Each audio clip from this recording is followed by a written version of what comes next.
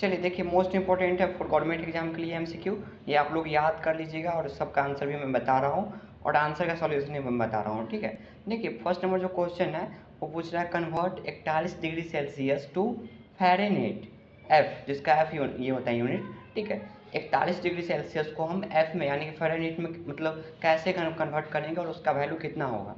ठीक है, तो अकॉर्डिंग टू क्वेश्चन इसका राइट आंसर होगा 105.8 एफ यानी कि फ़ारेनहीट। लेकिन ये इतना ही क्यों होगा, 110 क्यों नहीं होगा? तो इसका एक कैलकुलेशन आता है। ठीक है, मैं कैलकुलेशन आप लोग को दिखा रहा हूँ।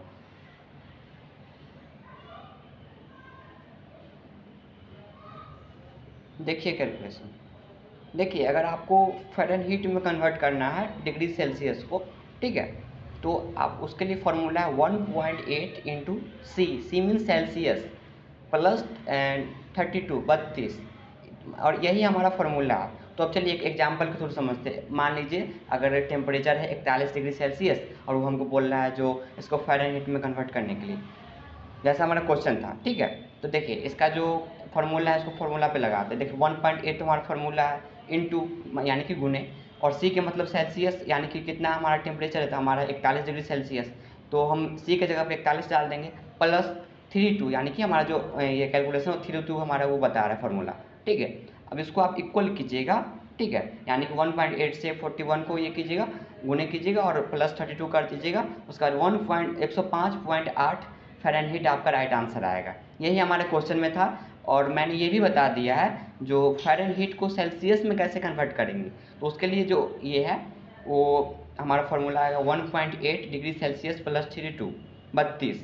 ठीक है, और अगर मान लीजिए इसके एग्जांपल थ्रू समझते हैं। अगर मान लीजिए इफ़ 73 डिग्री फ़ारेनहीट टेम्परेचर हमारा है और उसको बोल रहा है ये सेल्सियस में कन्वर्ट करने के लिए, तो इसके एग्जांपल के थ्रू समझते हैं। इसके लिए एक फार्मूला आता है। देखिए आपको क्या करना है, 73 कर देना है बराबर 1.8 डिग्री सेल्सियस प्लस 32 यानी कि 32।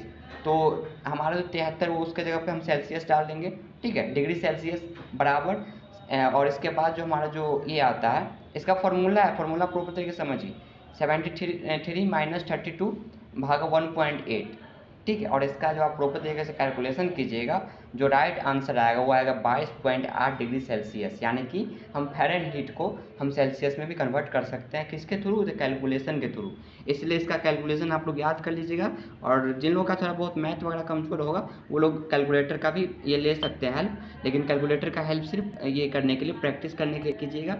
ठीक है, जैसे ही आपको पूरा प्रॉपर तरीके से आ जाएगा तो आप लोग पेन से बनाइएगा, क्योंकि क्वेश्चन जब एमसीक्यू में पूछेगा आपसे तो आपको क्या करना होगा, रफ में फटाक से जाके इसका कैलकुलेशन मन में याद रखना होगा और इसका जो राइट आंसर को करना होगा। मैंने बताया ना 105.8 कहाँ से आया, तो यह है यहाँ से, देख रहे हैं ना, ये यहीं से आया है, इसका कैलकुलेशन आता है। और मुझे ये पता है बहुत कम लोगों ने इसका राइट आंसर किया था और ये कैलकुलेशन बोल रहे थे सर मुझे कैलकुलेशन ही नहीं मालूम था। तो कुछ लोगों ने तो मैं कैलकुलेशन बता दिया हुआ था, जिसका कैलकुलेशन ये होता है, मतलब व्हाट्सएप चैट में ही, लेकिन सबको बताना पॉसिबल नहीं था, तो मैंने कुछ लोगों को बताया था जो क्लास में सबको एक्सप्लेन कर दूंगा तो प्रॉपर तरीके से समझ में आ जाएगा। लेकिन कुछ कैंडिडेट्स को मैंने व्हाट्सएप चैट में भी प्रॉपर तरीके से बता दिया हुआ था। ठीक है, इसलिए जिनको भी कोई डाउट रहता है फटाक से मुझे मैसेज कर लीजिए, आपका रिप्लाई बहुत जल्द मिल जाएगा, जितना जल्द मैं मतलब फ्री हो जाऊँगा। ठीक है, इसलिए सेल्सियस से फ़ारेनहीट में कैसे करेंगे कन्वर्ट, इसका आप फार्मूला याद कर लीजिएगा। फ़ारेनहीट से सेल्सियस में कैसे करेंगे इसको भी याद कर लीजिएगा, और कोई भी डाउट होगा आपको ये करने में फटाक से मुझे मैसेज कर लीजिएगा, आपका रिस्पॉन्स ज़रूर मिलेगा। ठीक है, अब नेक्स्ट एमसीक्यू में चलते हैं। सर एक बार फिर से समझा दीजिए ना। अच्छा, रिपीट हम लास्ट में करेंगे, डाउट वाला लास्ट में कर देंगे। ठीक है, क्योंकि ये क्लास रिकॉर्डिंग चल रही है। देखिए सेकेंड नंबर जो हमारा है, how soon after stool sample collected should be examinated, यानी कि अब स्टूल का सैंपल जो लिए हैं उसका एग्जामिनेशन कितने देर के बाद कर सकते हैं, कितने देर के अंदर कर सकते हैं, यानी कि 30 मिनट्स के बाद या फिर अंदर कर सकते हैं, कोई दिक्कत नहीं। मैंने आपको, आप नोट्स खोल के देखिएगा, मैंने 30 मिनट से 1 घंटे कर रखा है, तो ऑप्शन में तो 1 घंटा कहीं नहीं लिखा हुआ है। 30 रहेगा तभी टिक लगाना है, 60 रहेगा तभी ही टिक लगाना है, अदरवाइज़ नहीं लगाना है। ठीक है, तो 30 मिनट इसका राइट आंसर होगा, आप लोग नोट्स पढ़िएगा उसमें मिलेगा आपको। ठीक है, इसलिए इसका सेकेंड का देखिए, फर्स्ट का तो हमारा हो जाएगा 105.8 फ़ारेनहीट, यानी कि पूछ रहा है कन्वर्ट 41 डिग्री सेल्सियस को फ़ारेनहीट में कन्वर्ट कैसे करेंगे, तो मैंने फार्मूला बता दिया, उससे कर लीजिएगा, और मैं लास्ट में बता रहा हूँ जिनको डाउट हो। ठीक है, क्लियर हो जाएगा, टेंशन नहीं लीजिएगा आप लोग, बहुत ईजी सिंपल सा फार्मूला है। देखिए अब दूसरा question, how soon after stool sample collector should be examined. हम जो सैंपल लेते हैं स्टूल का वो कितने देर के बाद एग्जामिनेट कर सकते हैं, 30 मिनट्स के अंदर या फिर उसके पहले कर सकते हैं, ठीक है।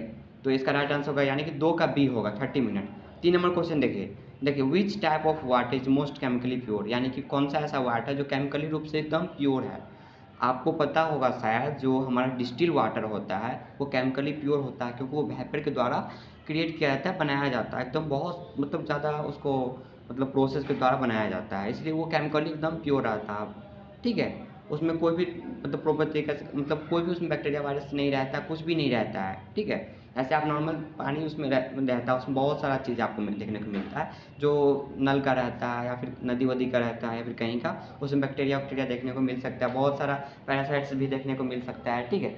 लेकिन डिस्टिल वाटर जो है केमिकली प्योर रहता है, क्योंकि वेपर प्रोसेस के द्वारा बनाया जाता है, ठीक है। भाप जिसको बोलते हैं, ठीक है, भाप के द्वारा बनता है ये। आप लोग देखते हुए जब आप लोग का चावल वावल पकता होगा, क्या चीज़ में, वो कंटेनर जो होता है बड़ा सा मतलब डब्बा टाइप का, ठीक है, उसमें चावल बनता है। तो उसका नाम मुझे नहीं याद आ रहा, लेकिन जो भी होगा वो बड़ा सा कंटेनर रहता है, उसमें चावल बनता है, ठीक है। और उसके ऊपर से एक मतलब कवर लगा दिया जाता है चावल के ऊपर, ठीक है। प्रेशर कुकर बात नहीं कर रहा हूँ, ठीक है। एक प्रेशर कुकर से भी मतलब पहले ये चलता था, मतलब एक कंटेनर रहता था बड़ा सा, उसका नाम मुझे नहीं पता है, ठीक है। और उसके ऊपर एक मतलब कवर रख कर के चावल बन जाता था उसमें, ठीक है, 20 से 25 मिनट में। तो आप लोग देखते होइएगा जब उसको हटाइएगा तो उसमें से पानी गिरता है, तो वो क्या चीज़ वाला पानी रहता है, तो वेपर वाला वाटर रहता है, ठीक है। वेपर के द्वारा बनता है वो प्रेशर के कारण, ठीक है। तो इसका राइट आंसर होगा डिस्टिल वाटर, 3 का डी होगा, ठीक है। 4 नंबर जो हमारा देख रहे हैं, which unit is the smallest unit, इसमें से कौन सा ऐसा यूनिट है जो सबसे छोटा है। तो नैनोमीटर, आप लोगों को पता होगा नैनोमीटर यूनिट सबसे छोटा होगा, ठीक है। देखिए 5 नंबर जो हमारा है क्वेश्चन पूछा, test done for clotting time is called. हम क्लोटिंग टाइम के लिए कौन सा मेथड का यूज करते हैं, यही हमारा क्वेश्चन में पूछ रहा है, ठीक है। इसलिए आप लोग ये नहीं मतलब होइएगा जो बहुत हार्ड टाइप का क्वेश्चन है, और मैंने ये पढ़ा चुका हूँ मैं ये, और आप लोग नोट्स खोल के देखिएगा। जो क्लोटिंग टाइम के लिए मैंने 2 मेथड बता रखा था, ठीक है। कैपिलरी मेथड भी बता रखा था, और मैं एक Lee and White method, Lee White method आप लोगों को पता होगा, मैंने बता रखा था कैसे उसका प्रोसेस है। इसीलिए फ्लोटिंग टाइम के लिए जो किया जाता है 2 मिनट किया जाता है, कैपिलरी ट्यूब मेथड और Lee and White method. Lee and White method तो हमारा ऑप्शन में है नहीं, तो इसका राइट आंसर होगा कैपिलरी ट्यूब मेथड। और ड्यूक्स मेथड जो होता है हमारा होता है, जो हम ब्लीडिंग टाइम का टेस्ट करते हैं बीटी के लिए, वो हमारा होता है ड्यूक्स मेथड। आइवीज मेथड भी हमारा होता है ब्लीडिंग टाइम के लिए। ऑल ऑफ दिस तो होगा नहीं, इसलिए 5 का जो राइट आंसर होगा वो होगा सी, ठीक है।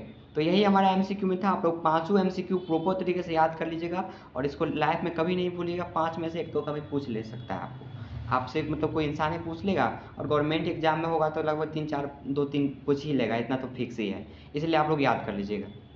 चलिए अब जिनको